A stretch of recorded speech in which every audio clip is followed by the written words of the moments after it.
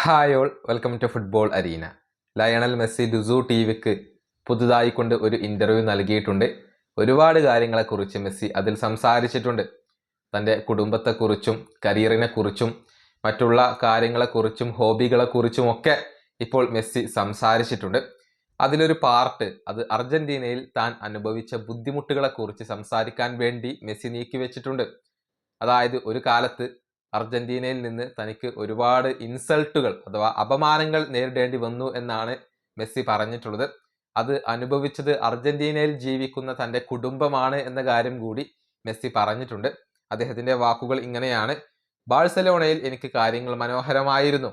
ഞങ്ങൾ ഒരുപാട് നേട്ടങ്ങളും വിജയങ്ങളും സ്വന്തമാക്കി. ഞാൻ സന്തോഷവാനായിരുന്നു, ഞാൻ ആസ്വദിച്ചിരുന്നു. പക്ഷെ അർജന്റീനയിൽ അങ്ങനെയായിരുന്നില്ല. ഇതിൻ്റെ വിപരീതമായിരുന്നു സംഭവിച്ചിരുന്നത്. എന്നെ ഒരു അപരിചിതനെ പോലെയാണ് അവർ കണ്ടത്. അർജന്റീനക്കാർ എന്നെ അപമാനിച്ചു. കാരണം നല്ല റിസൾട്ടുകൾ വരുന്നുണ്ടായിരുന്നില്ല.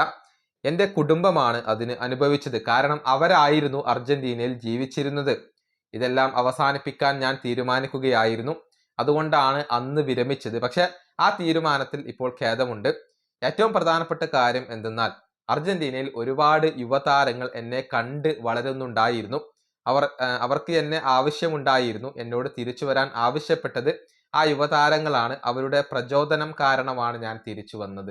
ഇതാണ് ലയണൽ മെസ്സി പുതിയ അഭിമുഖത്തിൽ പറഞ്ഞിട്ടുള്ളത്.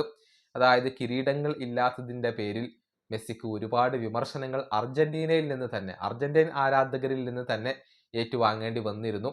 നമുക്കറിയാം, 3 ഫൈനലുകളിൽ തുടർച്ചയായിക്കൊണ്ട് മെസ്സിയും അർജന്റീനയും പരാജയപ്പെട്ടിരുന്നു. അതിൻ്റെ ആഘാതം ഏറ്റവും കൂടുതൽ അനുഭവിച്ചത് മെസ്സി ആയിരുന്നു. അതേ തുടർന്നായിരുന്നു മെസ്സി വിരമിക്കൽ പ്രഖ്യാപിച്ചത്.